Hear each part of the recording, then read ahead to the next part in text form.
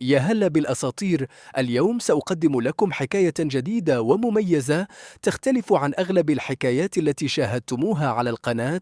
هدفنا هو أن يصل هذا الفيديو إلى 1000 إعجاب للاستمرار في تقديم هذه السلسلة. لذا استعدوا جيدا ودعونا نبدأ الحكاية.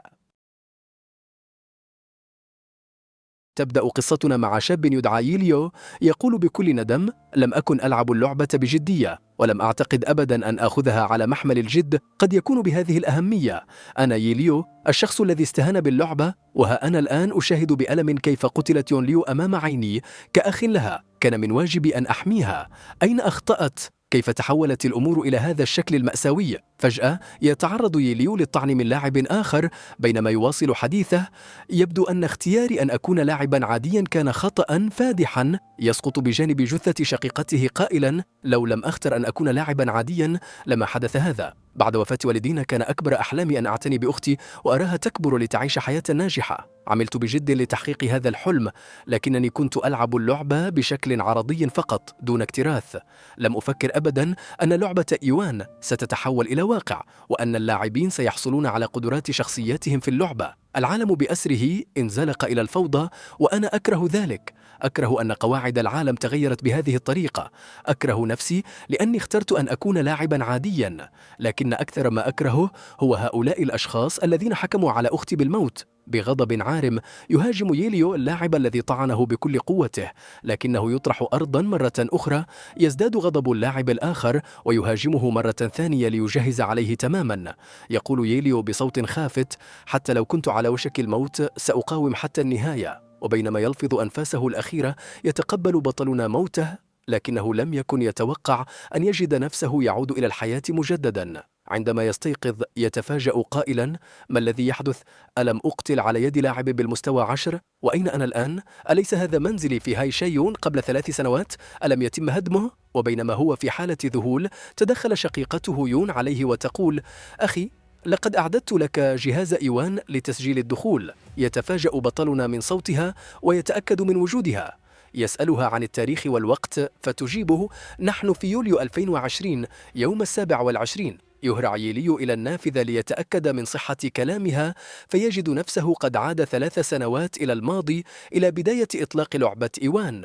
يقول بحزم: لقد عادت 3 سنوات إلى الوراء. هذه المرة لن أكرر نفس الخطأ. سأصبح أقوى لاعب في هذا العالم. يحتضن شقيقته ويعاهدها قائلا: كل شيء سيتغير. في يوم 27 من يوليو عام 2020 أطلقت لعبة إيوان، وبعد 34 يوما فقط، وتحديدا في الأول من سبتمبر، تحول العالم بأسره إلى فوضى، حيث أصبحت اللعبة واقعا، وحصل اللاعبون على قدرات شخصياتهم داخل اللعبة. أولئك الذين كانوا بالأمس أفرادا عاديين أصبحوا فجأة في قمة السلطة، وبدأ الجميع يقاتلون من أجل النفوذ والقوة. في هذا الوقت كان يوليو مجرد لاعب عادي يتعرض للإذلال والقتل من اللاعبين الأقوياء. لكن هذه المرة ومع عودته بالزمن قرر يوليو أن يستغل الفرصة ليكون الأقوى منذ البداية. يبدأ بطلنا رحلته ويقرر أن يستعد لدخول اللعبة، ومع اقتراب موعد انطلاقها تسيء شقيقته فهم تصرفاته بسبب حماسه الزائد وتتهمه بالتحرش بها، فيتعجب قائلة: أنا أتحرش بشقيقتي؟ ثم يتذكر أن الساعة تقترب من 8 مساء، وهو موعد إطلاق لعبة وان. عندما يدخل اللعبة يجد عالما افتراضيا متطورا يبدو كأنه واقع حقيقي. في الوقت الذي يندفع فيه معظم اللاعبين لرفع مستوياتهم بسرعة، يضع يوليو هدفا مختلفا نصب عينيه: الحصول على الكي، القوة الأهم والأكثر غموضا في عالم إيوان. يشرح قائلا: الكي هي ما يحدد ما إذا كنت لاعبا من الدرجة الأولى أو مجرد لاعب ضعيف. لكن الحصول على الكي ليس أمرا سهلا، إذ يتطلب وصول كفاءة اللاعب في استخدام سلاح معين إلى 100%. يبدأ يوليو رحلته في منطقة التدريب ويختار سلاحه المفضل: الكاتانا. يقول: بما أنني لا أعرف السلاح الأنسب لي سأجرب كل الأسلحة. وبعد فترة من التدريب يصل بكفاءته في استخدام الكاتانا إلى 100%، لكنه يدرك أنها ليست السلاح المناسب له. يجرب السيف بعدها، لكنه لا يناسبه أيضا. يستمر يوليو في المحاولة سلاحا تلو الآخر، عازما على العثور على السلاح الذي سيقوده لتحقيق هدفه الأعظم. في ذلك الوقت كان معظم اللاعبين في الخارج قد وصلوا إلى المستوى 20 أو أكثر. يقول بطلنا: لقد أصبح اليوم هو اليوم الثاني، ومعظم اللاعبين بالفعل وصلوا إلى المستوى 20، أما أنا فما زلت في المستوى الأول ولم أحصل بعد على الكي.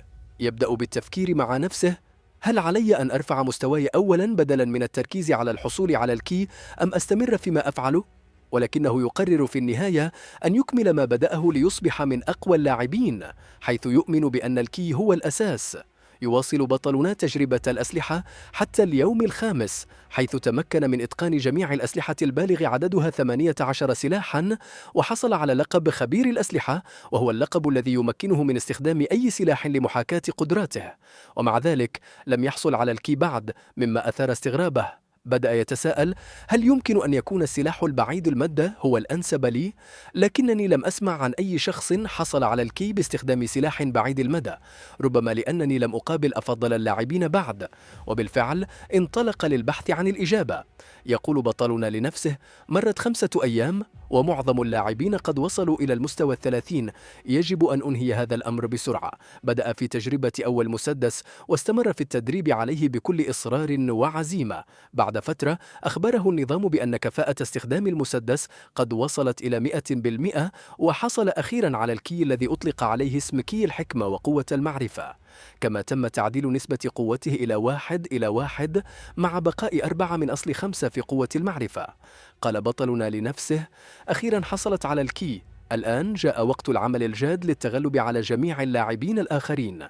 بعد ذلك انطلق بطلنا إلى متجر الأسلحة واشترى مسدس السبورة البيضاء منخفض المستوى، إلى جانب 3 علب من الرصاص العادي وخنجر أبيض منخفض المستوى. بلغ سعر هذه المعدات $1000، مما أصابه بالصدمة، خاصة أن هذه الأسعار كانت مرتفعة جدا مقارنة بجودة المعدات الضعيفة، وأيضا لأن العملة داخل اللعبة تعادل العملة في الحياة الواقعية، فهذا يعني أن بطلنا سيتوجب عليه دفع $1000 مقابل تلك المعدات. بعد ذلك بدأ يتساءل مع نفسه: هل لقب خبير الأسلحة يمكنه من استخدام الكي مع الأسلحة الأخرى غير المناسبة له؟ ثم انطلق إلى منطقة المرآة السرية. منطقة المرآة السرية هي ساحة مخصصة يستطيع اللاعبون فيها تحميل شخصياتهم من خلال دفع رسوم، وفيها يتوجب على اللاعبين الآخرين دفع مبالغ مالية للتحدي بشخصيات يتم تحميلها بشكل عشوائي، يعتمد الأمر على مستوى الصعوبة. فإذا فاز اللاعب في التحدي يحصل على جميع الأموال المودعة في البركة الذهبية، بالإضافة إلى نقاط الخبرة ومكافأة إضافية تعتمد على صعوبة المعركة. أما في حالة خسارة التحدي تضاف رسوم التحدي إلى البركة الذهبية، مع زيادة الأموال المودعة داخل البركة الذهبية يرتفع ترتيب اللاعب. هناك شرطان أساسيان لتحدي منطقة المرآة: الأول أن تكون الشخصية المتحدية أعلى بمقدار 5 مستويات على الأقل من مستوى الشخصية المتحدية، والثاني أن رسوم تحدي شخصية اللاعب تعادل 10% من المكافأة. قال بطلنا: أنا مجرد شخص في المستوى الأول، ولكن يمكنني استخدام الكي للفوز، وهذا هو المكان المثالي لاختبار قدراتي. في أثناء ذلك يسمع بطلنا مجموعة من الأشخاص يتحدثون عن خسارتهم، ويقول أحدهم: لقد خسرت مرة أخرى، تحدي منطقة المرآة السرية صعبة للغاية، لقد فقدت كل أموالي ومستواي تمت إعادته. وعندما يخسر اللاعب التحدي يتم إعادة ضبط مستواه، لكن زميله رد عليه قائلا: هذا ليس سيئا للغاية، فما زالت معداتك معك. في بعض الأحيان تؤدي إعادة التعيين إلى اختفاء المعدات والعناصر الخاصة بك. بعد ذلك يجد بطلنا شخصين يتحدثان عنه قائلين: ما الذي يدفع بشخص في المستوى الأول إلى تحدي منطقة المرآة السرية، خصوصا أن معداته ضعيفة جدا؟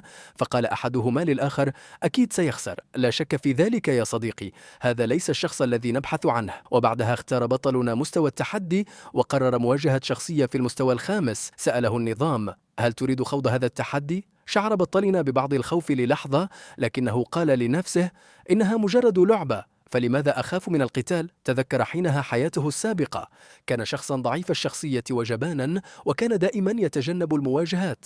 قال بطلنا لنفسه: اخترت أن أكون لاعبا عاديا لأنني لا أملك الكثير من الوقت للعب، كنت أخاف القتال، وكان جسدي يرتجف دائما عند المواجهة. ومع ذلك قرر الموافقة على التحدي قائلا: علي التغلب على هذا الخوف قبل أن يصبح مشكلة حقيقية في المستقبل. نقله النظام إلى منطقة التحدي، حيث سيبدأ القتال القتال بعد 10 ثوان.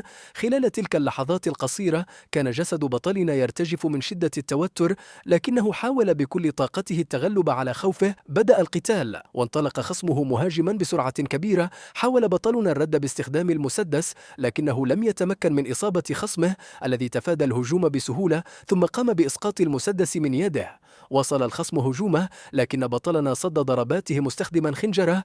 ورغم أن جسده كان لا يزال يرتجف من الخوف، قال لنفسه: لماذا أخاف؟ هذه هي الفرصة التي وهبني الله إياها لتغيير حياتي. عندها استجمع شجاعته موجها ضربة حاسمة لخصمه، انتهت بهزيمته بضربة واحدة فقط. بعد القتال اكتشف بطلنا أن اللقب الذي حصل عليه يتيح له استخدام الكي على الأسلحة الأخرى التي لا تناسبه، لكن قوتها تكون نصف قوة السلاح الأساسي. ارتفع مستواه بمقدار 4 مستويات بعد فوزه، ولكن جسده ظل يهتز من أثر المواجهة. وفي الخارج كان الشخصان اللذان تحدثا عنه يراقبان ما حدث. قال أحدهما: علينا التوقف عن البحث عن اللاعبين الأقوياء. تحديات منطقة المرآة السرية صعبة للغاية، ولا ينجح فيها سوى لاعبي عشيرة الذرة. الأمر معقد جدا بالنسبة للاعبين العاديين. عندما خرج بطلنا من التحدي صدم الاثنان من رؤيته، وقد أكمل التحدي بنجاح. قال أحدهما: إنه الشخص الذي كنا نبحث عنه، يجب أن نبلغ النقابة عنه فورا.